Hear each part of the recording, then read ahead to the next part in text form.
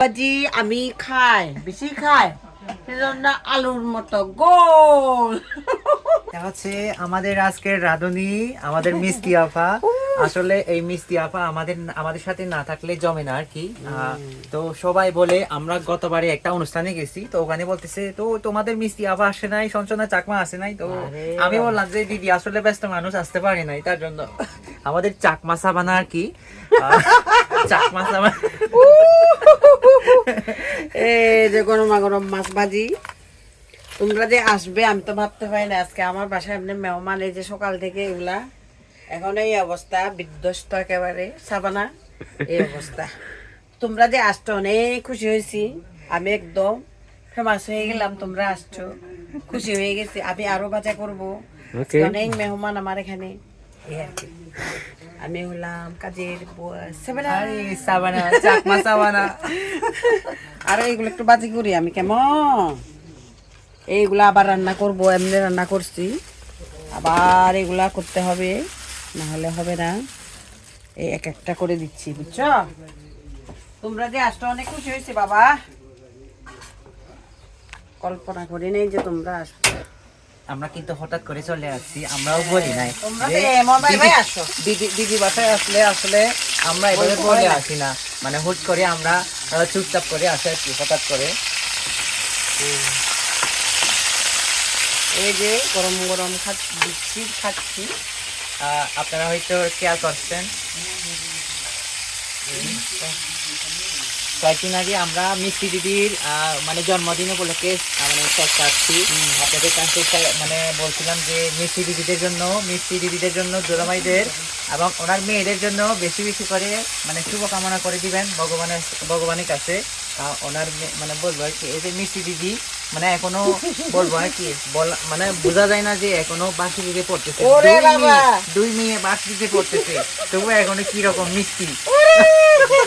এখন কাজের বুয়া শুধু মানে চেহারা দিয়ে মিষ্টি না, এটা মানে মিষ্টি আপা কেন বলি আমি কেন বলি, মানে মনও মিষ্টি, মানে মুখের মিষ্টি বা অন্তর থেকে মুখের ভাষাগুলো সবগুলো মিষ্টি, যার কারণে হচ্ছে মানে একদম পরিপূর্ণতা আর কি।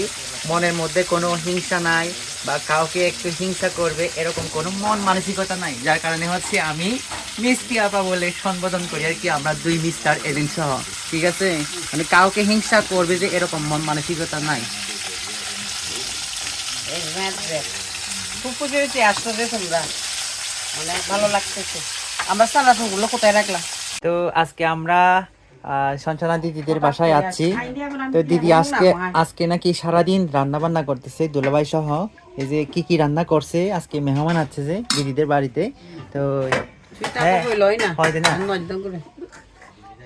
আজকে দিদি কি রান্না করছে আমি একটু দেখাই। এটা কি মাছ? এটা হলো মাছ ভাজি, ফলই মাছ, আর দুইটা মাছ আছে, আর একটা বড় মাছ ভাজি, আর ছোট মাছগুলো ওখানে আছে। এটা হলো ডুমুর সুমি, আয়রন জাতীয় খাবার, ডুমুর সুমি। এটা হলো মাশরুম, এটা হলো শামুকের মাংস শ্বাস, এটা হলো ফলের ডাটি, খুবই আয়রন সমৃদ্ধ ডাটি। এটা হলো কুমড়া, চালের কুমড়া, এটা কাঁঠাল জাতীয় ফল, এটা হলো ডিম সিদ্ধ বোদা, এটা হলো একেবারে জুমের ভাত গরম গরম। এটা হলো আলু ভাজি আমি খাই, বেশি খাই, সেজন্য আলুর মতো গোল।